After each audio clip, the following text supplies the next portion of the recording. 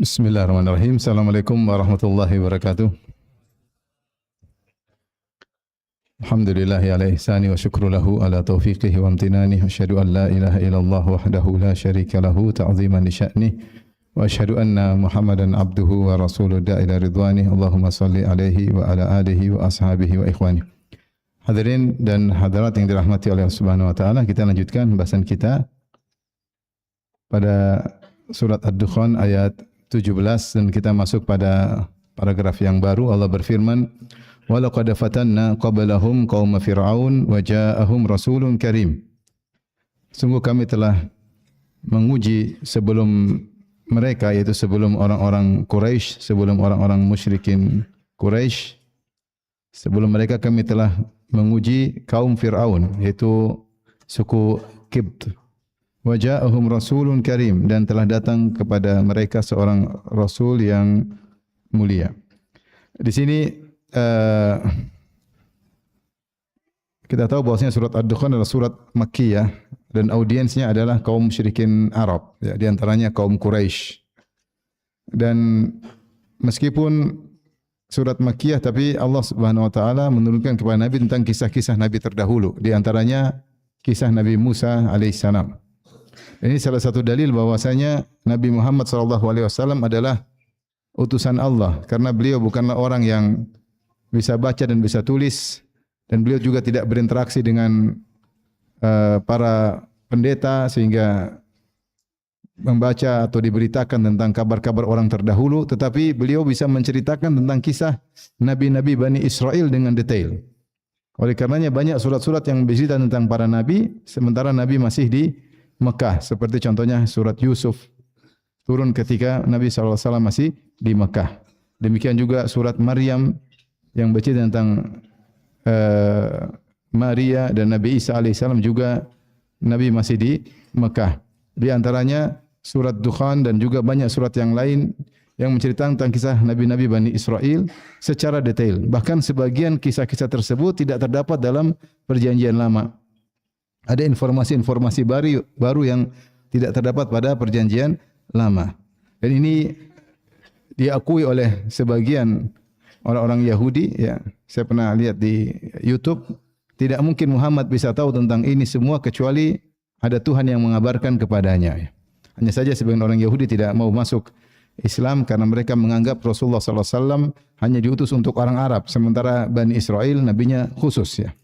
Nabinya khusus sehingga dia tidak mau masuk Islam. Oleh karenanya di antara kisah para nabi yang paling banyak diceritakan oleh Allah berulang-ulang adalah kisah Nabi Musa alaihissalam, karena dia adalah nabi yang disepakati antara Yahudi maupun Nasara.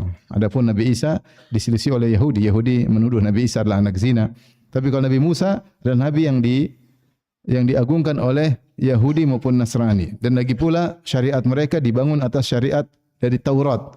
Semua nabi-nabi yang datang setelah Nabi Musa semuanya berhukum kepada Taurat, kecuali Nabi Isa. Nabi Isa ada perubahan sedikit. Wa uhillu lakum ba'dalladzi hurrima 'alaikum, ada sesuatu yang dimansuhkan oleh Nabi Isa alaihissalam. Tetapi seluruh nabi-nabi yang datang setelah Nabi Musa semuanya berhukum dengan hukum Taurat. Adapun Nabi Daud dalam Zabur hanya berisi pujian-pujian kepada Allah Subhanahu wa taala seperti azkar, bukan hukum-hukum fikih atau syariat. Maka Nabi Musa adalah nabi yang sangat diagungkan oleh mereka.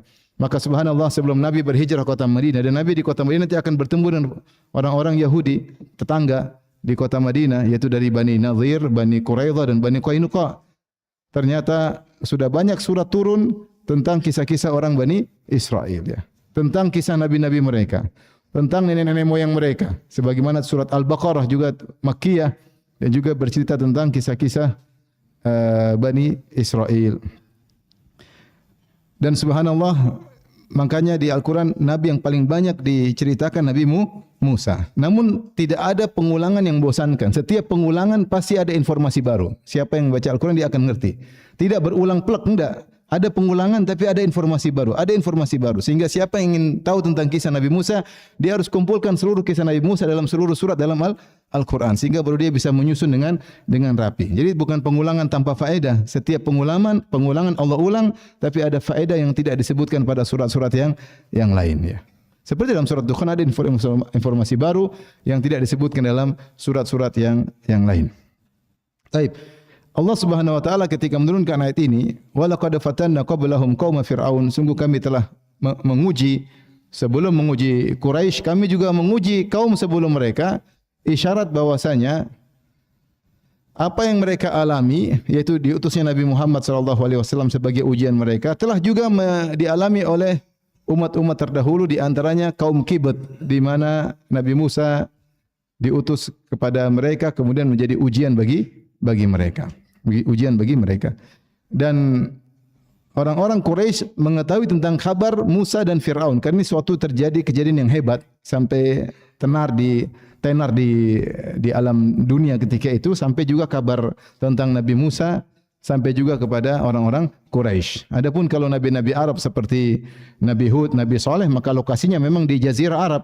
Ya, lokasinya di Jazirah Arab. Tapi kalau Nabi Musa dan Fir'aun lokasinya di negeri Mesir, di benua Afrika. Tetapi karena kejadiannya begitu heboh sampai masyhur, sampai didengar juga oleh orang-orang Arab. Sehingga ketika Allah menyebutkan, bukankah seakan-akan Allah berkata, kami telah menguji sebelum mereka, juga pernah ada kisah Nabi Musa. Tentu kalian pernah mendengar tentang kisah Nabi Musa dan bersama Fir'aun. Dan ini juga di antara faedahnya adalah untuk sebagai hiburan pelipur lara bagi Nabi Muhammad sallallahu alaihi wasallam. Artinya sebagaimana Nabi Muhammad didustakan oleh orang-orang Quraisy, maka sebelumnya juga Nabi Musa didustakan oleh Fir'aun dan bala tentaranya dan pembesar-pembesarnya. Sehingga seperti dikatakan at-tarikh yu'idu nafsahu, bahwasanya sejarah berulang, hanya saja pelakunya berbeda-beda. Kalau zaman dahulu pelakunya Musa, Fir'aun. Zamannya Nabi Muhammad dan Abu Jahal. Maka ini hanyalah pengulangan sejarah, meskipun tokohnya berubah-ubah, tapi nanti secara umum kejadiannya sama berulang. Didustakan kemudian akhirnya dibinasakan oleh Allah Subhanahu wa taala kaum-kaum tersebut. Makanya dikatakan ada istilah at-tarikh yu'idu nafsahu, sejarah hanya mengulangi ceritanya kembali. Dan demikian kalau kita lihat sejarah juga demikian. Kita cerita sejarah berulang-ulang seperti itu nanti. Begini nanti kembali lagi, nanti kembali lagi. Yang zalim menzalimi, berkuasa kemudian hancur. Zalim menzalimi, berkuasa kemudian apa? Hancur. Seperti itu berulang-ulang. Berulang-ulang seperti kisah antara Nabi Musa dan Fir'aun, mirip seperti dengan Nabi Muhammad dan Abu Jahal. Oleh karenanya kondisi Musa dan Fir'aun mirip seperti kondisi Nabi Muhammad dan Abu Jahal. Oleh karenanya ini hiburan bagi Nabi Muhammad SAW. Pertama, kalau kau didustakan, jangan kau terlalu sedih wahai Rasulullah, karena sebelum engkau juga nabi-nabi didustakan. Namun ingat, sebagaimana musuh nabi-nabi sebelumnya akan binasa, musuhmu juga akan apa? Binasa. Maksudnya demikian. Fir'aun binasa, Abu Jahal juga akan apa? Binasa. Itu dalam perang Badar. Taib, maka Allah mengatakan wala qad fatanna, dan ini juga peringatan. Di antara faedahnya peringatan bagi Quraisy. Makanya Allah mengatakan wala qad fatanna qablahum, sungguh kami telah menguji umat sebelum Quraisy, yaitu kaum Fir'aun. Sebagaimana Fir'aun binasa, hati-hati wahai Quraisy, kalian juga akan binasa. Maka ini tasliyah, hiburan bagi Nabi SAW, tapi juga tahdid, ancaman bagi Quraisy. Karena at-tarikh yu'idu nafsahu, sejarah akan mengulangi ceritanya kembali. Hati-hati, kalian juga akan binasa sebagaimana cerita orang-orang sebelum kalian, wahai orang-orang Quraisy. Makanya Allah mengatakan wala qad fatanna qablahum. Fitan di sini maknanya adalah ujian. Fitnah maknanya, di antara makna fitnah adalah ujian, karena asalnya fitnah adalah fatantu dzahaba binnar. Aku memfitnah emas dengan api supaya kelihatan mana emas yang murni dan mana yang palsu, sehingga terlihat hasilnya. Itu namanya fitnah. Dan fitnah juga artinya membakar, ya. Itu ujian, ya. Allah Subhanahu wa taala berfirman, kullu nafsin dha'iqatul maut wa nabluhum bisyarri wa nabluukum bisyarri wal khairi fitnah wa ilaina turja'un. Setiap yang bernyawa akan merasakan kematian, dan kami uji kalian dengan kebaikan dan keburukan, fitnah sebagai ujian. Wa ilaina turja'un, setelah itu kalian akan kembali kepadaku, dan aku akan berikan hasil ujian kalian, buah dari hasil ujian kalian. Dan para nabi, jadi Fir'aun diuji dengan Musa alaihissalam. Fir'aun diuji dengan Musa. Abu Jahal diuji dengan siapa? Dengan Rasulullah SAW. Makanya Allah mengatakan innama abtalika wa abtali bika. Kata Allah kepada Nabi Muhammad SAW, innama abtalika, aku akan menguji engkau wahai Muhammad. Muhammad diuji dengan Abu Jahal dan teman-temannya. Diuji dengan berbagai macam ujian Allah berikan kepada Rasulullah SAW. Allah pasti menguji Nabi dengan ujian yang sangat berat, karena dia orang yang paling mulia. Tetapi kata Allah juga wa abtali bika, dan aku menjadikan engkau sebagai bahan ujian. Oleh karenanya soal ujian nanti di alam barzah di antaranya waman nabiyyuk, siapa nabimu. Oleh karenanya sebagaimana orang Quraisy diuji dengan Muhammad, sebelumnya Kibut diuji oleh suku Egypt, diuji oleh Allah dengan diutusnya Musa alaihissalam. Maka Allah berkata, "Walaqad fatanna qablahum." Sungguh kami telah menguji sebelum orang Quraisy, siapa kaum Firaun, yaitu suku Kibut. Wa ja'ahum rasulun karim, dan datang kepada mereka seorang rasul yang mulia, yaitu Musa bin Imran, seorang rasul yang mulia, yang berakhlak sangat mulia, yang sangat pemalu, yang sangat punya ghirah tentang agama, yang sangat sabar. Dan sampai Rasulullah SAW mengatakan ketika Nabi SAW dikata-katain, maka Rasulullah SAW mengatakan rahimallahu Musa laqad udhiya aktsara min dzalik fasabar. Semoga Allah merahmati Nabi Musa, dia telah diuji lebih buruk daripada ini dan dia bersabar. Itu Rasulullah SAW yata'assa, beruswah kepada Nabi Musa alaihissalam. Sebagaimana Nabi Musa sabar, saya juga harusnya bersabar ya. Dan Allah mengatakan fasbir kama sabar ulul azmi minar rusul. Bersabarlah engkau Muhammad sebagaimana para ulul azmi. Di antara para ulul azmi adalah Nabi Musa alaihissalam. Jadi Nabi Musa ini rasulun karim, tidak diragukan akan kemuliaannya, kebaikannya, kesabarannya, bagaimana sabarnya kepada kaum yang sangat brengsek, orang-orang Yahudi yang suka bikin masalah ya. Sebagaimana Allah kisahkan dalam surat Al-Baqarah, dan banyak kesabaran Nabi Musa alaihissalam. Taib wa ja'ahum rasulun karim, dan datang kepada mereka seorang rasul yang mulia, yaitu Nabi Musa alaihissalam. An addu ilayya ibadallah.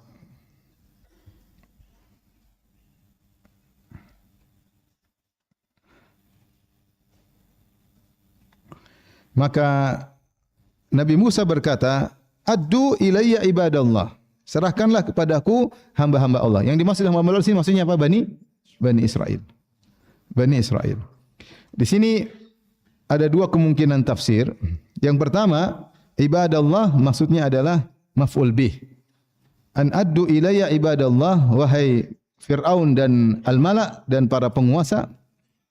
Addu ilayya, serahkanlah kepadaku. Yaitu menyerahkan, karena adda yu'addi ila maksudnya adalah menyerahkan. Ya, misalnya firman Allah, wa minhum man in ta'manhu bidinarin lam yu'addi ilaik. Ya. Ya, dan di antara orang Yahudi ada yang kalau kau kasih 1 dinar dia tidak menyerahkan. Berarti addu ilayya maksudnya serahkanlah kepadaku. Ibadallah yaitu maf'ul bi maksudnya objek. Serahkanlah hamba-hamba Allah kepadaku. Di sini maksudnya Bani Israel, karena Bani Israel ditindas oleh Fir'aun dan para pembesarnya. Ditindas, diperbudak, dibunuh, disiksa. Maka di sini Nabi Musa tidak mengatakan serahkanlah kepadaku Bani Israel. Tapi Nabi Musa berkata serahkanlah kepadaku hamba-hamba Allah. Sebagai peringatan bahwasanya ini Bani Israel bukan hamba-hambamu. Bani Israel hamba-hamba Allah, mereka merdeka. Karena ketika Nabi Musa berdakwah kepada Fir'aun dan para pembesarnya, mereka berkata, anu'minu li basyaraini mithlina wa qaumuhuma lana abidun. Bagaimana kami mau beriman kepada Musa dan Harun sementara kaumnya Musa dan Harun Bani Israel adalah hamba-hamba kami. Maka Nabi Musa ingatkan, Bani Israel bukan hamba kalian. Bani Israel adalah hamba-hamba Allah. Maka mereka punya hak untuk merdeka. Mereka bukan budak-budak kalian, mereka hamba-hamba Allah. Maka serahkanlah Bani Israel kepadaku. Ini tafsiran pertama, ini tafsiran yang lebih tepat karena datang sesuai dengan ayat-ayat yang lain ya. Arsil ma'iyya Bani Israel. Serahkanlah kepadaku Bani Israel dalam ayat yang lain. Ada tafsiran lain bahwasanya ibadallah maksudnya adalah munada. Munada yaitu an addu ilayya al-imana ya ibadallah. Ini tafsiran lain. Maknanya yang Nabi Musa berkata, wahai Fir'aun dan para pembesar-pembesarnya, addu ilayal iman, tunaikanlah iman kepadaku. Wahai ibadallah, kalian hamba-hamba Allah. Kalian hamba-hamba Allah, kalian bukan Tuhan. Kalian bukan Tuhan, kalian bukan disembah. Kalian juga hamba-hamba Allah seperti Bani Israel. Jadi Nabi Musa memperingatkan Fir'aun tentang hakikat dirinya. Ini tafsiran lain. Disebut oleh sebagian ahli tafsir. Jadi an addu ilayya al-imana ya ibadallah. Ibadallah itu munada. Tapi intinya Tugas Nabi Musa alaihissalam datang kepada Fir'aun adalah untuk minta Bani Israel, karena Bani Israel disiksa oleh Fir'aun. Sehingga timbul pertanyaan, apakah Nabi Musa diutus kepada suku Egypt? Bukankah Rasulullah SAW bersabda, "U'titu khamsan lam yu'tahunna ahadun minal anbiya'i qabli." Aku telah diberi 5 keistimewaan yang tidak diberikan kepada nabi-nabi sebelumku. Di antaranya wa kana al-anbiya'u qabli bu'ithu ila qaumihim khassah wa bu'ithu ila an-nasi kaffah. Adalah nabi-nabi sebelumnya diutus kepada kaumnya secara spesifik, adapun aku diutus kepada seluruh alam semesta. Oleh karena Nabi Musa diutus untuk Bani Israel. Makanya ketika Nabi Musa ketemu dengan Nabi Khadir, apakah Nabi Musa diutus untuk Khidir dan kaumnya? Tidak. Makanya ketika ketemu dengan Khadir, Nabi Musa berkata, "Assalamualaikum." Nabi Khadir kaget. "Anna bi ardi salam." Kok ada orang mengucapkan salam di negeriku? Ini bukan kebiasaan kaumku ada mengucapkan salam. Maka Musa berkata, "Ana Musa." Kata Nabi Musa, "Saya Musa." Nabi Khadir tahu, "Oh, anta Musa Bani Israel?" Maksudnya terkenal. Kau Musanya Bani Israel, bukan Musa Cilangkap kan? Karena Musa, kata Nabi Musa, "Naam, iya, saya Musa Bani Israel." Karena memang Nabi Musa tidak diutus untuk siapa? Khadir. Dia diutus untuk Bani Israel. Dan semua nabi-nabi demikian. Nabi Saleh diutus kepada kaum Samud, Nabi Hud kepada kaum Ad, Nabi Nuh kepada kaumnya, dan seterusnya. Kecuali Nabi Muhammad SAW diutus untuk seluruh alam semesta, dan itu konsekuensi dari Nabi terakhir. Konsekuensi dari Nabi terakhir dia harus seluruh alam. Kalau nabi-nabi lain ya nggak ada masalah, karena kepada kaumnya mungkin hukumnya bisa expire.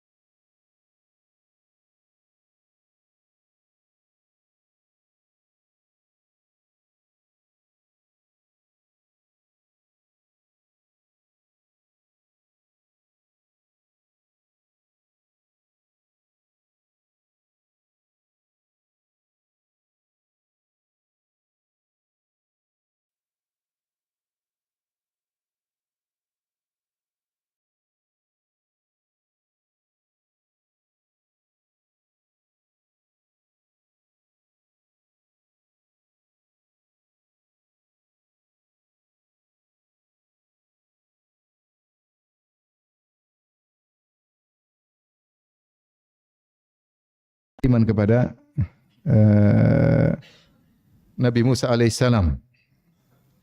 Demikian juga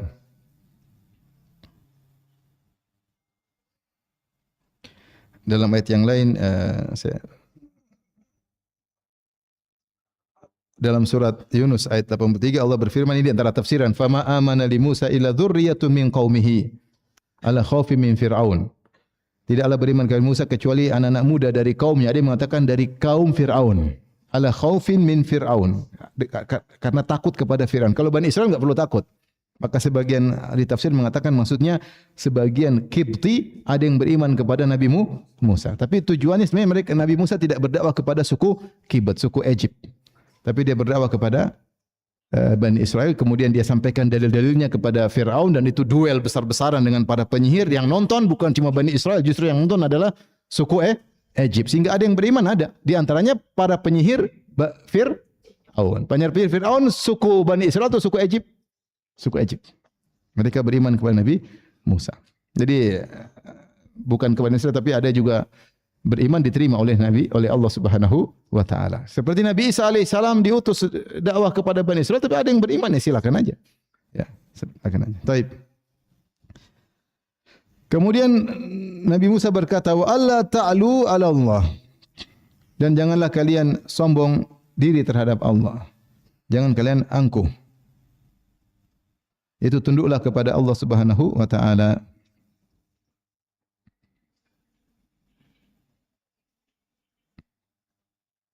Jangan sombong.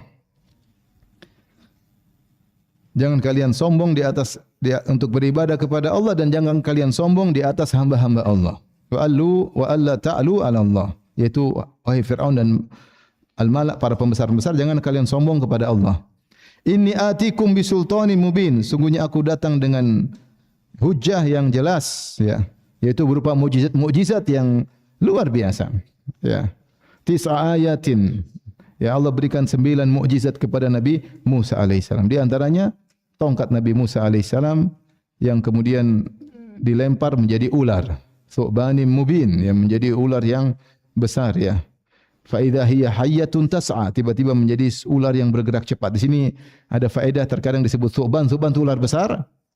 Kalau hayat ular kecil, geraknya cepat. Kenapa disebut hayyatun tas'a? Karena biasanya kalau ular besar dia gemoy, dia lembut biasanya. Pelan, santai, rileks. Kalau yang kecil-kecil yang apa? Lincah. Tapi ularnya Nabi Musa, saya mungkin salah ngomong, gemoy, mungkin gemuk maksudnya ular. Ular besar biasanya jalannya apa? Pelan. Tinggal makan. Kalau yang lincah ular apa? Kecil. Tapi ularnya Nabi Musa ini luar biasa. Dia besar tapi lincah. Maka kadang disebut thu'banun mubin, kadang disebut hayyatun tas'a. Dia besar tapi lincah. Ada gemoy yang lincah, ada juga. Seperti ularnya Nabi Musa. Besar dan lincah. Ada orang itu besar dan lincah. Jadi sultanul mubin, dalil sangat kuat. Bagaimana ular tongkat bisa jadi apa? Ular. Kemudian diambil lagi jadi tongkat lagi. Luar biasa dalam waktu sekejap. Siapa yang bisa seperti itu? Kemudian keluarkan cahaya dari ketakutan keluar. Ya. Baydha. Ya. Ayatan ukhra, ada tanda yang lain. Tangan yang tadinya ini bisa bercahaya. Thomas Alva Edison belum lahir waktu itu. Sudah keluar apa? Cahaya. Maka ini diantara mukjizat agar mereka beriman. Bahkan 9 ayatin, bahkan 9 ayat. Berbagai macam mukjizat. Tapi mereka tidak beriman. Kemudian Nabi Musa berkata, Wa inni uztu bi rabbi wa rabbikum antarjumun. Dan aku berlindung kepada Tuhanku dan Tuhanmu dari keinginan merajamku. Itu Nabi Musa mengetahui bahwasanya mereka ternyata ingin membunuh Nabi Musa. Bahkan mereka ingin membunuh dengan cara menghinakan, yaitu dengan melempar batu. Kalau bunuh tikam oke, tapi kalau dilempar itu cara membunuh dengan menghinakan. Maka sering mereka mengancam para rasul dengan dirajam, dilempar batu. Artinya diikat, dilempar batu ditonton banyak orang, itu membunuh dengan cara menghina. Berarti mereka berniat untuk membunuh Nabi Musa. Makanya Nabi Musa berlindung kepada Allah. Nabi Musa berkata, Inni uztu, aku berlindung bi Rabbi, kepada Rabbku, wa Rabbikum, dan kepada Rabb kalian, untuk mengingatkan kepada mereka, kepada Fir'aun dan para pembesarnya, bahwasanya kalian juga adalah hamba-hamba Allah Subhanahu wa taala. Jangan merasa diri sebagai Tuhan. Maka Nabi Musa ingatkan, uztu, aku berlindung bi Rabbi wa Rabbikum. Nabi Musa merasa bahwasanya mereka akan membunuh Nabi Musa. Sebenarnya dalam surat Ghafir kata Firaun, wa qala fir'aunu dharuni aqtul Musa wal yad'u rabbah inni akhafu ay yubaddila dinakum aw ay yudhhira fil ardi fasad. Kata Firaun kepada anak buahnya, biarkan aku membunuh Musa. Aku ingin bunuh Musa. Biar dia minta tolong sama Tuhannya. Ya, kenapa ini akhafu ay yubaddila dinakum aw ay yudhhira fil ardi fasad? Aku takut dia merubah tradisi agama kita. Karena aku takut dia melakukan kerusakan di atas muka bumi. Maka Nabi Musa berlindung. Nabi Musa tahu dia akan dibunuh. Maka dia berkata, "Udzu bi rabbi wa rabbikum," dengan cara pembunuhan yang buruk ya. Maka Fir'aun ini hobinya membunuh dengan cara yang buruk. Di antaranya Allah berfirman, "Wa fir'auna dzil autad." Fir'aun pemilik tali-tali. Di antara tafsiran, Fir'aun kalau menyiksa hambanya maka dia tarik, menyiksa orang yang ingin dia siksa maka dia tarik dengan tali. Tali di kaki kanan, tali di kaki kiri, tali di tangan kanan, tali di kaki tangan kiri, kemudian ditarik biar lepas disiksa. Ditonton rame-rame. Dia suka menyiksa. Itu di antara tafsiran dzil autad. Fir'aun yang memiliki tali-tali. Dan di antara cara menyiksanya dengan merajam. Dan dia ingin merajam siapa? Musa. Maka Nabi Musa berkata di depan mereka, "Wa inni uztu bi rabbi wa rabbikum." Aku berlindung kepada Rabbku dan Rabb kalian, antarjumun. Jangan sampai kalian merajamku. Antarjumuni maksudnya. Jangan sampai kalian merajamku. Jadi mereka ingin membunuh Nabi Musa.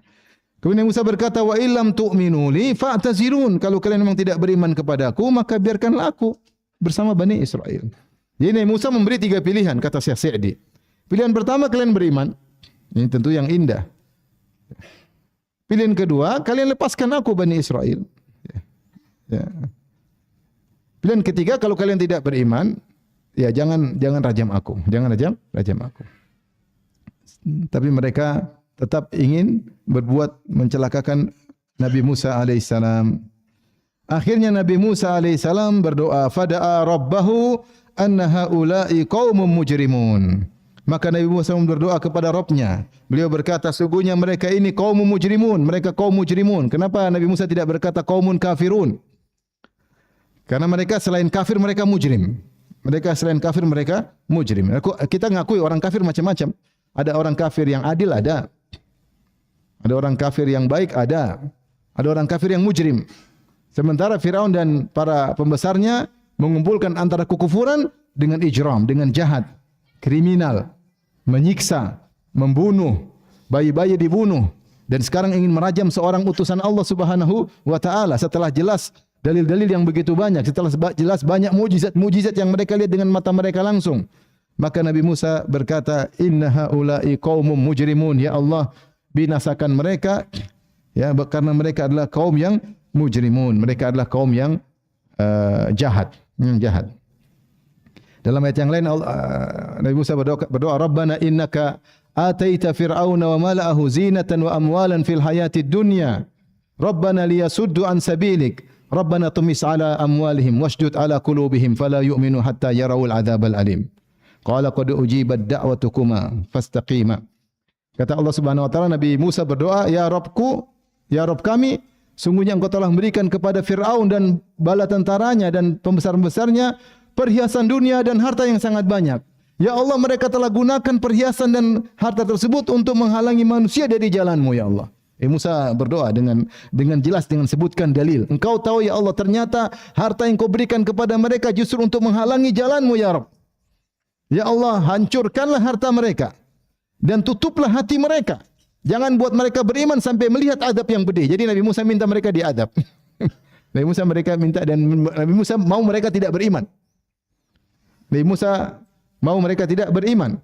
Makanya Allah mengatakan, "Qala qad ujibat da'watukuma," dan doa kalian berdua itu Musa dan telah dikabulkan oleh Allah Subhanahu wa taala. Makanya ketika baru lihat azab, baru kemudian Fir'aun mengatakan, "Amantu annahu la ilaha illalladzi amanat bihi banu Israil." Aku beriman, tapi terlambat karena sudah melihat apa? Azab. Maka tidak diterima taubatnya. Taib. Ketika Nabi Musa berdoa dan menyebutkan, ya Allah, mereka sudah sangat parah, maka turunkan azab dan jangan buat mereka beriman. Hancurkanlah mereka. Maka Allah kabulkan doa Nabi Musa. Allah berkata, "Fa asri bi ibadi lailan innakum muttabaun." Ajaklah hamba-hambaku untuk berjalan di malam hari. Isra maknanya as-sair bil lail. Tapi Allah tekankan lailan Maka berjalanlah kamu dengan hamba-hambaku yaitu Bani Israel, ajak mereka malam hari. Innakum muttabaun, maksudnya ketika Fir'aun bala tentaranya lagi lalai, bawa mereka pergi. Dan bawa supaya kau punya kesempatan untuk selamat dari mereka, tetapi innakum muttabaun, kalian akan disusul. Siapa yang menyusul? Fir'aun dan bala tentaranya. Akhirnya benar, Musa berjalan dengan Bani Israel keluar dari Mesir. Ketika pagi-pagi, kemudian sadar Fir'aun, kaget mana mereka, akhirnya dia kerahkan seluruh pengikutnya untuk mengejar Musa dan pengikutnya. Syirzimatun qalilun, mereka sedikit, kita habisi mereka. Kita habisi mereka. Keluar dengan seluruh punggawa-punggawanya, seluruh bala tentaranya. Mereka ingin habisi Musa dan pengikutnya sehabis-habisnya. Apalagi mereka cuma secuil. Kita habisi mereka. Ada yang mengatakan Fir'aun keluar dengan seluruh bala tentaranya tanpa tersisa. Keluar semuanya.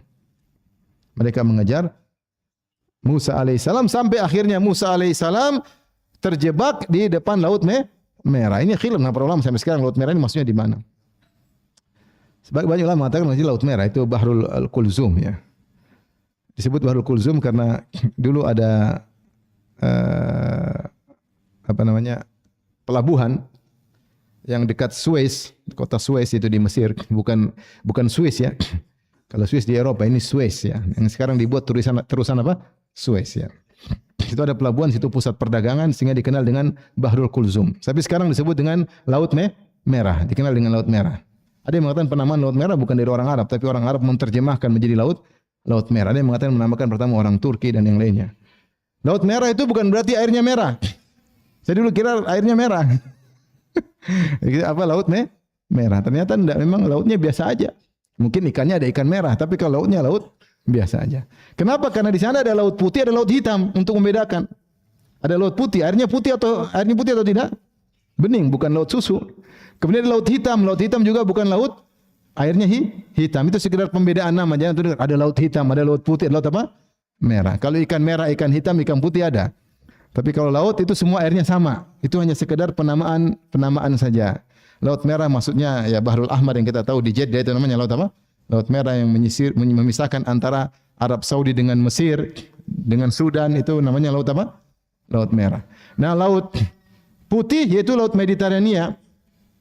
Laut yang menuju kepada Eropa, yaitu di atas benua Afrika kemudian menuju ke arah apa? Eropa. Namanya laut putih. Laut hitam di atas Turki ada namanya laut hitam. Itu sekedar pembedaan. Makanya ada Al-Bahrul Aswad, ada Al-Bahrul Ahmar, ada Al-Bahrul Abyad. Ini istilah saja ya. Jangan antum sangka airnya berwarna hitam, putih dan merah ya. Taib, maka di Laut Merah, tapi persisnya di mana wallahu alam. Persisnya di mana wallahu alam, di mana terjadi laut terbelah tersebut. Maka sebagaimana dalam surat-surat yang lain, maka Nabi Musa pun mukul tongkatnya, falaqa fakana kullu firqin kataudil azim. Maka Nabi Musa pukulkan tongkatnya, maka laut pun terbelah. Ibnu Katsir menyebutkan laut tersebut terbelah menjadi 12 lorong. Karena Bani Israel 12 suku. 12 suku. Maka 12 lorong, kemudian yabasan, kemudian tanahnya pun langsung jadi kering mendadak. Bukan sehingga kalau kita akan jalan di laut susah atau tidak? Susah kan? Karena dia basah, kaki kita masuk. Tapi Allah jadikan laut tersebut menjadi basah, sekejap itu langsung jadi kering sehingga mudah untuk dipijaki. Apalagi Bani Israel ada perempuan, ada anak-anak, ada orang tua. Sementara Fir'aun sudah melihat, berarti saling melihat, berarti jarak tidak jauh. Allah mengatakan, falamma tara al-jam'ani, tatkala saling melihat di antara keduanya. Kalau saling melihat jaraknya kira-kira berapa? 2 kilo kejauhan. Sekilo? Ya mungkin sekilo. Berarti sudah dekat. Sudah dekat karena falamma tara al-jam'ani qala ashabu Musa inna lamudrakun. Ketika sudah saling melihat, pengikut Nabi Musa berkata kita bakalan ketangkap. Maka Allah harus maksudnya Allah buka lautan dan harus mudah dipijaki. Kalau ternyata kayak di tanah kita jalan kaki enggak ketangkap. Karena ada orang tua, ada nenek-nenek, kakek-kakek, anak kecil, ada orang sakit, mereka diperbudak oleh Fir'aun selama ini, gizinya kurang. Yang gizinya banyak cuma Musa alaihissalam. Karena dulu hidup anak angkatnya siapa? Fir'aun. Makanya kuat luar biasa. Ya. Maka akhirnya kering mereka berjalan. Laut terbelah menjadi 12. Ketika laut terbelah jadi 12, mereka bilang, gimana nih yang lain? Mereka enggak lihat. Nanti kita mati sebelahnya suku lain. Allah bikin bolong-bolong kayak jendela. Allahu Akbar. Jadi mereka sedang susah itu mereka ayo masih gimana yang lain suku yang lain karena mereka cuma satu suku, masing-masing suku lewat apa? Lorongnya. Sementara air kan mengalir ke atas seperti qatodil azim seperti gunung. Ini mukjizat air lari ke atas, mengalir ke atas sehingga ada dinding. Maka mereka enggak tahu nasib suku yang lain. Mereka ada 12 suku sesuai dengan anak-anak Nabi Yakub alaihissalam. Di antaranya suku Binyamin, suku Yusuf alaihissalam dan suku-suku yang lainnya. Akhirnya Allah bikin lorong-lorong sehingga mereka bisa saling melihat. Kemudian mereka berjalan sampai akhirnya selamat. Nabi Musa tatkala ingin mukul kembali supaya air tertutup, Allah tegur. Sebagaimana kata Ibnu Katsir, maka Allah berfirman, "Watrukil bahra rahwan." Biarkan laut tersebut tetap terbuka. Innahum jundum mugrakun. Mereka yaitu Firaun dan tentaranya adalah pasukan yang bakalan tenggelam. Maka ketika Musa dan pengikut sudah lewat, maka Firaun takut-takut.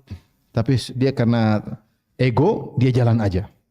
Jalan masuk. Ternyata laut tidak tertutup. Dan dia bilang, "Lihat, laut terbuka untukku." Wahai anak buah jalan, ikut Bahlul, semua Bahlul. Sebenarnya dia tidak takut, kata kalau nggak salah ibaratnya Ibnu Katsir fatajallada, dia pura-pura gagah, kan mundur malu kan sudah terlanjur. Sudahlah nekat aja lah, nekat. Ternyata selamat. Ayo. Akhirnya semua masuk tanpa ragu. Ketika semua sudah masuk, dipukul lagi lautnya dengan tongkat Nabi Musa, maka tenggelam. Maka berubah. Nasib mereka langsung berubah. Dari raja langsung disiksa. Subhanallah, dalam sekejap. Langsung masuk dalam alam barzah disiksa oleh Allah Subhanahu wa taala. Sekejap merubah nasib seseorang. Kita pun demikian, kalau mati nasib langsung berubah.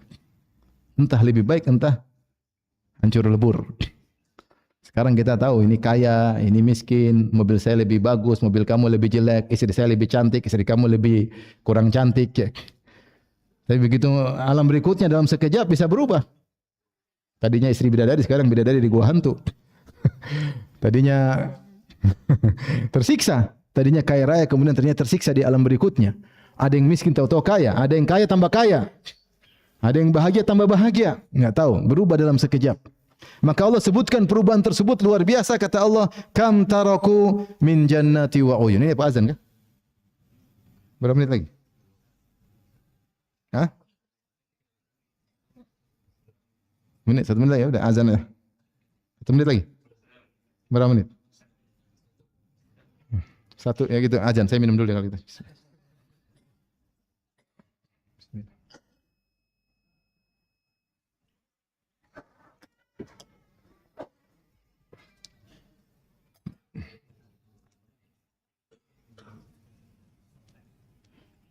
Silakan azan.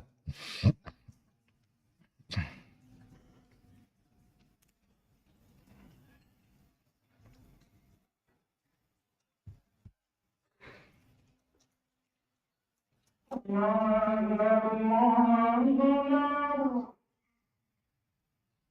Akbar.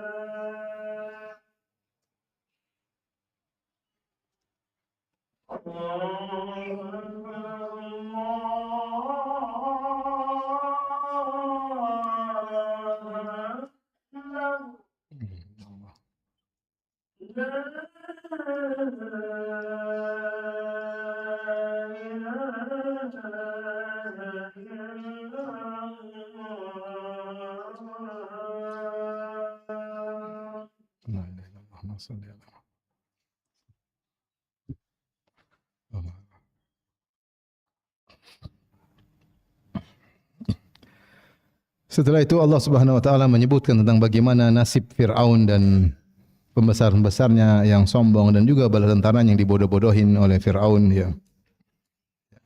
Kata Allah Subhanahu wa taala, "Kam taraku min jannati wa uyun." Betapa banyak, kam di sini maksudnya menunjukkan betapa banyak yang mereka tinggalkan. Ya, dengan terpaksa mereka tinggalkan. Bukan dengan keinginan mereka. Takdir berkata lain. Mereka menyangka akan menghabisi Musa dan pengikutnya yang sedikit, ternyata mereka yang binasa. Dalam sekejap nasib mereka berubah. Kam taraku min jannati wa uyun. Betapa banyak taman-taman yang mereka tinggalkan dan mata air yang mereka tinggalkan.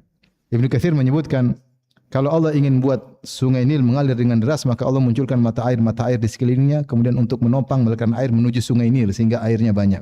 Sampai ada yang mengatakan Nil adalah Sayyidul Anhar, yaitu pimpinan para sungai. Dan sungai, saya rasa sungai terpanjang di dunia sungai apa? Nil. Entah berapa ribu kilometer, enggak usah 6.000, saya lupa ya, berapa ribu kilometer. Kemudian berapa negara yang dilewati ya. Adapun di Mesir yaitu dari Aswan sampai ke Dimyat ya. Dia nanti ada terpecah dua, ada yang ke Al-Rasyid, kemudian ada ke Dimyat. Kata Ibnu Katsir rahimahullah, kam taraku min jannat, betapa banyak kebun-kebun yang ditinggal. Dahulu Mesir sangat subur. Maka dari pinggiran sungai Nil dari Aswan sampai Dimyat, seluruhnya berisi kebun-kebun yang subur. Dulunya dikuasai oleh Firaun. Semuanya adalah kerajaan Firaun. Meskipun ibu kota mereka di Memphis, tetapi kekuasaan mereka dari Aswan sampai ke Dimyat, sampai di ujung benua Afrika bagian utara. Itu kurang lebih 1.200 kilo atau berapa, banyak, jauh. Itu semua isinya kebun-kebun. Kemudian kata Ibnu Katsir juga betapa banyak juga selain itu yang tidak dilewati oleh sungai Nil, maka ada cabang-cabang terusan seperti terusan ke Fayum, terusan ke Alexandria, ya, kota-kota di Mesir. Ada terusan-terusan yang buat mereka kota-kota tersebut yang tidak dilewati oleh sungai Nil juga subur-subur. Ada terusan-terusan sehingga di antaranya kota yang sangat subur disebut Al-Fayum yang mereka namakan sekarang dengan Madinatu Yusuf alaihissalam. Mereka menduga ini kota Nabi Yusuf karena subur, karena sana banyak gandum. Banyak cerita, intinya itu kota-kota yang subur. Banyak ulama disebut Al-Fayumi. Alhamdulillah saya pernah ke sana dan sampai sekarang masih masih sangat sederhana. Orang-orang di sana kendaraannya naik himar, subhanallah. Naik dongki, naik begol, subhanallah. Kita lihat kayak kayak di zaman dahulu ya.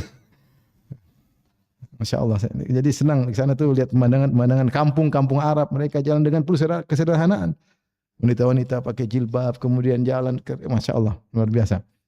Sampai sekarang masih subur. Intinya, itu semua dulu kekuasaan Fir'aun. Kekuasaan Fir'aun. Baik wilayah utara maupun wilayah selatan. Mereka semua tinggalkan kekayaan tersebut. Kata Allah, kam taraku, betapa banyak kebun-kebun yang mereka tinggalkan. Betapa banyak mata air yang indah yang mereka tinggalkan. Wa zuru'in, dan kebun-kebun juga. Tadi taman-taman yang indah, basatin. Kalau jannat maksudnya basatin, kebun-kebun yang indah. Zuru' yaitu tanaman-tanaman gandum. Mereka tinggalkan semuanya. Wa maqamin karim, dan tempat yang mulia. Maqam maksudnya tempat berdiri, tapi maksudnya adalah tempat-tempat yang mulia. Seperti istana-istana, seperti mimbar-mimbar, seperti tempat ya gedung-gedung yang mewah yang mereka bangun, semuanya mereka tinggalkan. Mereka keluar semua dari kota Memphis semua untuk ngejar Musa, untuk emosi, ya. Ghaizun, mereka emosi ingin membasmi Musa dan pengikutnya. Kemudian kata Allah, wa na'matin kanu fiha fakihin. Dalam qiraah fakihin. Wa na'matin ini bukan nikmatin. Kalau nikmatin adalah ismul marrah dari nikmah. Na'mah itu masdar dari tana'um, dan nikmatin lebih umum daripada na'mah. Nikmat itu banyak, ada nikmat, ada pemberian, ada hadiah, itu banyak namanya nikmat. Dan na'mah itu kehidupan rafahiyah, itu kehidupan yang menyenangkan. Jadi mereka dulu hidup dalam kondisi nyaman dan senang dan gembira, foya-foya, sampai Allah mengatakan wa na'matin, dalam kenikmatan, dalam foya-foya, kanu fiha fakin, kafakin maksudnya bermain-main, bercanda-canda, saking happy-nya sehingga mereka bercanda-canda, mereka bermain-main, itu dhahik wa la'ib, itu fakihin. Dhahik wa la'ib, bermain-main dan tertawa-tertawa. Jadi maksudnya Fir'aun bentarnya itu dalam kondisi nyaman. Seandainya mereka beriman, Allah tambah kenyamanan. Tapi mereka kafir, mereka bahkan ingin membunuh utusan Allah Subhanahu wa taala, maka berubah dalam satu waktu. Sekejap berubah total. Mereka tinggalkan semuanya. Subhanallah, ditinggalkan. Begitu saja. Keluar dari rumah dari istana, semua menuju kematian. Menuju kemana? Kematian. Seperti sebagian manusia zaman sekarang. Keluar dengan kekayaannya, tahu-tahu mati. Mati. Kadzalika, dan demikianlah, wa awrathnaha qauman akharin. Kami wariskan kepada kaum yang lain. Dalam ayat yang lain, awrathnaha Bani Israel. Kami wariskan pada Bani Israel. Di sini ada khilaf di kalangan para ulama. Apa maksudnya kami wariskan kepada Bani Israel? Apakah Bani Israel setelah melewati laut kemudian balik lagi menguasai Mesir dalam waktu tertentu? Makin jadi pembahasan di kalangan para ahli tafsir. Ada yang mengatakan bahwasanya benar mereka kembali lagi, pendapat sebagian salaf, karena Allah mengatakan kadzalika awrathnaha Bani Israel. Ya. Dan demikian juga Allah mengatakan dalam ayat yang masyariqal ardi wa magharibaha allati barakna fiha. Kami wariskan kepada Bani Israel timur dan barat. Jadi mereka kembali lagi kemudian berkuasa. Ini pendapat, tapi pendapat diingkari oleh sebagian ulama karena secara tarikhian, secara sejarah Bani Israel tidak punya kekuasaan di Mesir. Secara sejarah. Ada yang mengatakan maksudnya kami wariskan kepada Bani Israel di zaman Nabi Daud, Nabi Sulaiman, Nabi Daud alaihi wassalam. Maka mereka sempat berkuasa itu setelah itu. Setelah zaman Nabi Musa, kemudian muncul nabi-nabi berikutnya sampai pada Nabi Daud. Ada yang mengatakan kadzalika awrathnaha Bani Israel, maksudnya demikianlah Allah memberi kemudian kelapangan pada Bani Israel sebagaimana Allah beri kelapangan kepada Fir'aun. Bukan daerah dikuasai, tapi sebagaimana kekayaan berpindah-pindah. Tadinya Bani Israel miskin kemudian jadi kaya. Kemudian tadinya Fir'aun kaya jadi binasa. Maksudnya demikian. Ini tiga pendapat disebut oleh para ahli tafsir. Setelah itu Allah menceritakan bagaimana nasib Fir'aun dan bala tentaranya. Fama bakat alaihimus sama'u wal ardu wa ma kanu munzarin. Maka bumi dan langit tidak menangisi mereka. Apa maksudnya langit dan bumi tidak menangisi mereka? Ada yang mengatakan ini ungkapan Arab. Kalau ingin mengejek seorang tidak punya nilai di sisi Allah Subhanahu wa taala. Langit tidak menangis atas kematiannya. Tapi kalau orang punya nilai, punya jasa kepada masyarakat, dipandang oleh masyarakat, maka dikatakan oleh orang Arab bakat alaihis sama'u wal ard. Maka langit dan bumi menangisi atas kematiannya. Ya, ini pendapat. mengatakan ini ungkapan orang Arab. Yaitu Allah ingin mengatakan Fir'aun menganggap dirinya hebat, dia bukan siapa-siapa. Ketika dia mati, tidak ada yang menangisinya. Bahkan senang ketawa dengan matinya. Karena selama ini dia menyiksa manusia. Kalau dia orang berjasa, punya kebaikan, bukan hanya penduduk bumi yang nangis kepadanya, langit dan bumi pun akan menangisinya. Tapi ini ungkapan orang Arab, bahwasanya orang ini bernilai atau tidak. Kalau bernilai dikatakan kalau dia mati, langit dan bumi menangisinya. Adapun Ibnu Katsir dia sebutkan riwayat-riwayat bahwasanya kenapa langit dan bumi tidak menangisinya? Dia mengatakan bahwasanya setiap orang berbuat amal soleh, maka amalnya akan naik ke langit. Langit terbiasa menerima amal solehnya.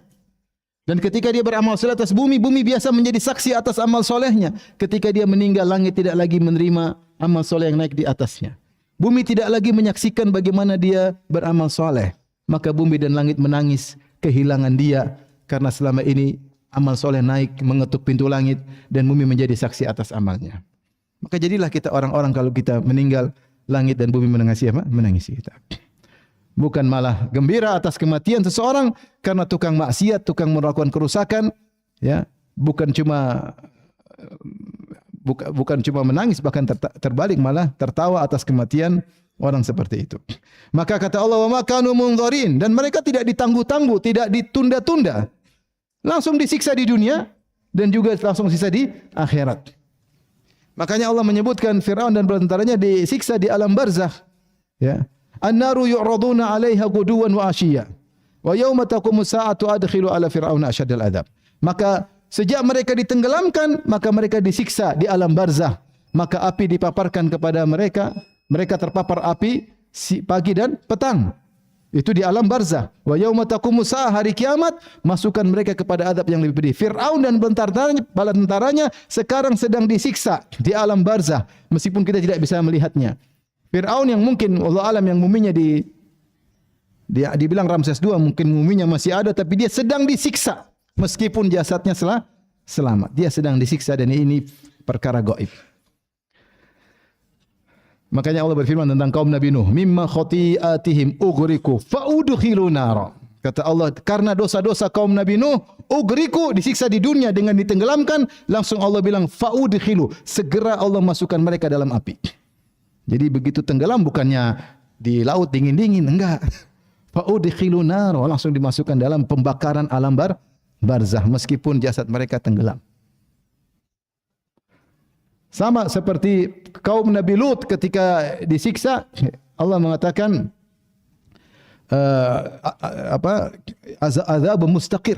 Maka di pagi hari mereka mendapatkan azabun mustaqir, azab yang senantiasa menyiksa mereka, itu alam barzakh. Bukan cuma disiksa, dilempari dengan batu yang panas, kemudian dijatuhkan dari langit, dijatuhkan kemudian juga azabun mustaqir, disiksa dengan azab yang berkesinambungan sampai hari kiamat. Subhanallah, bagaimana nasib mereka yang tadinya sombong, tadinya angkuh, kemudian tiba-tiba berubah menjadi tersiksa di alam barzakh terus menerus tanpa henti sampai hari kiamat kelak. Maka Allah mengatakan wa ma kanu munzarin, dan mereka tidak diberi tunda sama sekali, ditangguhkan sama sekali. Baik, mungkin sampai di sini kita insyaallah kita lanjutkan pada kesempatan yang lain. Masih belum selesai tentang kisah atau lanjutan tentang Bani Israel. Ada yang bertanya, saya persilahkan.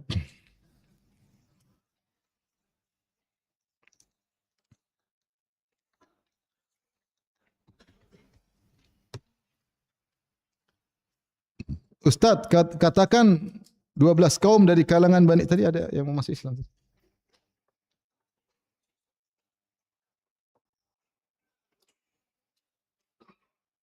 Jangan ditunda. Ustaz ini. Istri saya di belakang. Oh gitu, sudah. Oh perempuan. Oh iya, sudah. Dipakai mic. Oh iya. Alhamdulillah ada saudara kita ya. Calon muallaf saudari Valentina Andriane ya. Jakarta 11 Juni lahir 1997, susukan RT 01307 Ciracas Jakarta Timur. Tadinya beragama Katolik ya, sekarang insyaallah mau masuk apa? Islam ya. Kita doakan semoga Kalau masuk Islam Allah teguhkan apa? Imannya, dan semakin menguatkan apa? Tauhidnya, ya.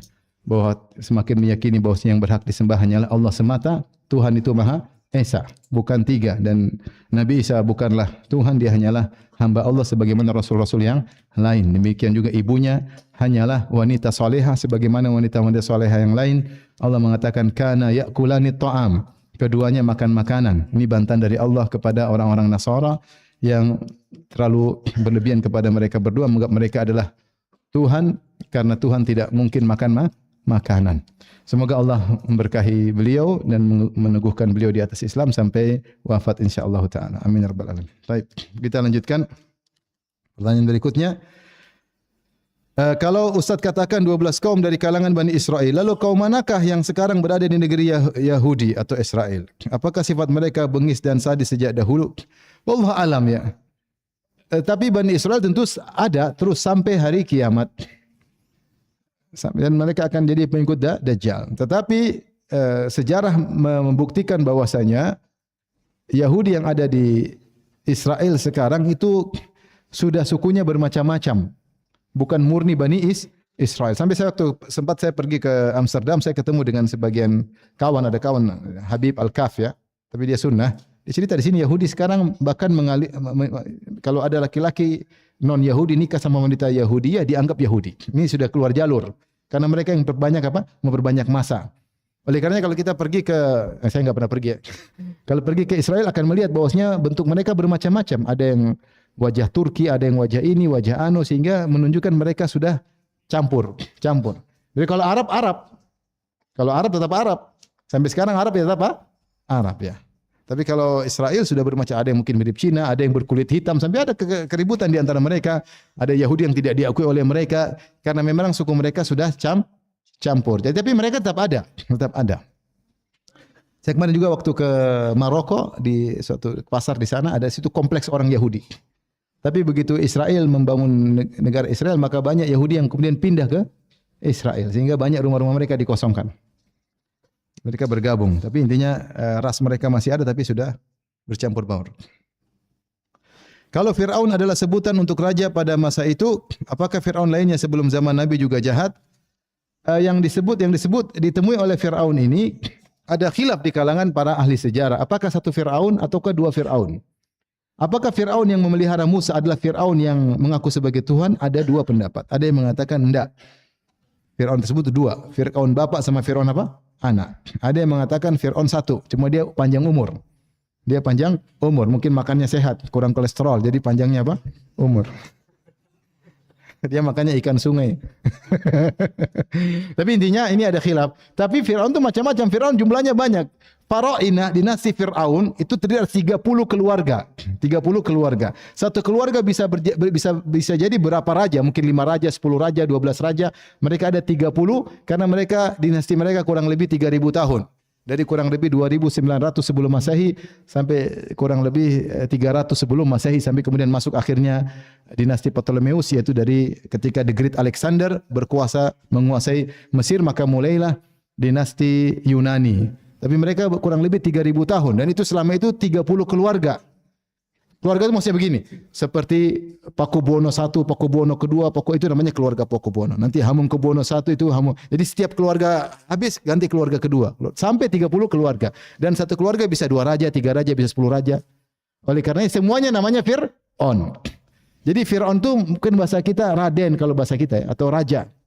Dan raja banyak. Fir'aun 1, Fir'aun 2, Fir'aun 3, Fir'aun 4. Nah, Fir'aun zaman Nabi Musa itu konon namanya Ramses II. Berarti ada Ramses 1, ada Ramses 3, Ramses 4. Cuma Ramses 2 ini memang yang ya begitulah dia. Dia punya istri banyak. Di antara istrinya Asiyah binti Muzaim tidak punya anak. Ini konon dia punya istri banyak, di antaranya Asiyah binti Muzaim tidak punya. Makanya ketika Musa di sungai maka diambil karena dia kebetulan enggak punya anak. Makanya Fir'aun membunuh, kata istrinya jangan bunuh. Dan Fir'aun nurut sama istrinya. Fir'aun aja nurut. Antum sok. Maksudnya subhanallah, akhirnya begitulah Allah sudah atur ceritanya. Setelah itu akan muncul raja-raja yang lain, raja-raja yang lain. Kemudian terjadi peperangan. Kalau antum masuk ke mumi Fir'aun, antum melihat ini ada kisah bagaimana perjuangan para Fir'aun melawan suku Heksos, suku yang membelot, kemudian terjadi peperangan, kepahlawanan dan macam-macam. Jadi Fir'aun tidak sama satu dengan yang berbeda. Tapi yang Allah sebut dalam Al-Quran itu satu Fir'aun atau dua Fir'aun. Wallahu alam bisawab. Makanya saya di Madinah pernah ada dokter misalnya Ismail bin Muhammad Fir'aun. Kok dokter Fir'aun? Jadi dia ingin menunjukkan saya keturunan raja-raja. Dia orang Mesir tapi buka praktek di Madinah dan dia keturunan apa? Darah biru. Namanya Fulan Fir'aun. Jadi dia bangga, dia Fir'aun. Maksudnya untuk menunjukkan dia Raden. Dia Raden. Makanya sampai sekarang pemerintah Mesir berusaha membanggakan Fir'aun. Di mana-mana kalau kita ke Mesir, foto Fir'aun, foto Fir'aun ini. Sampai sekarang dibuat museum sangat luar biasa, berapa triliun mereka habiskan. Di antara patung yang mereka banggakan patung Ramses II. Patung Fir'aun yang di neraka itu. Dibanggakan. Kata mereka ini nenek moyang kita, peradaban kita sudah jauh lebih maju sebelum yang lainnya. Jadi mereka bangga, mereka yang menunjukkan kaitannya orang Mesir sudah maju sejak dulu. Di antara peradaban kita peradaban Fir'aun. Lihatlah tulisan-tulisan heligraf, lihatlah penemuan-penemuan. Kira Fir'aun mau dibanggakan repot. Fir'aun tetap Fir'aun. Repot.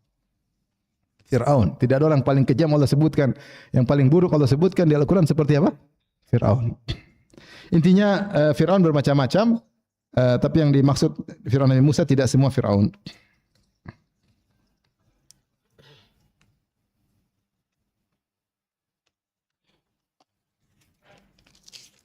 Baik.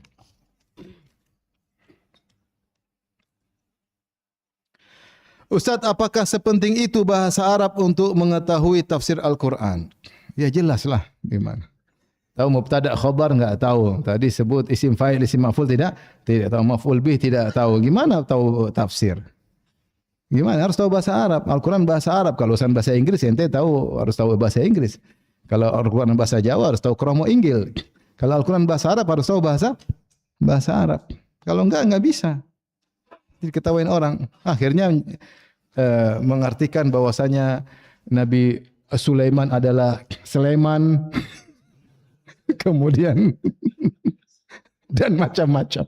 Bahwasanya Nabi Sulaiman dulu di Sleman. Allahu Akbar. Mana keturunan-keturunan Nabi Sulaiman yang cantik-cantik di Sleman maksudnya. Kemudian Ratu Bilqis di mana gitu. Pokoknya daerah-daerah Jogja. Terus Fir'aun di mana? Maksudnya itu karena ngerti bahasa jadi lelucon aja. Tapi demikian wabillahi taufiq. Assalamualaikum warahmatullahi wabarakatuh.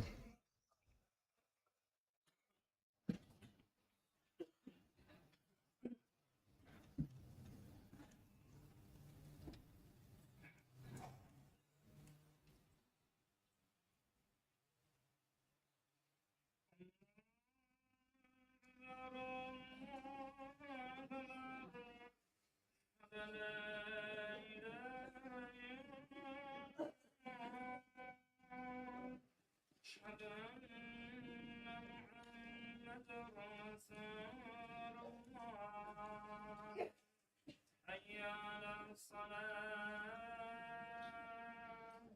حي على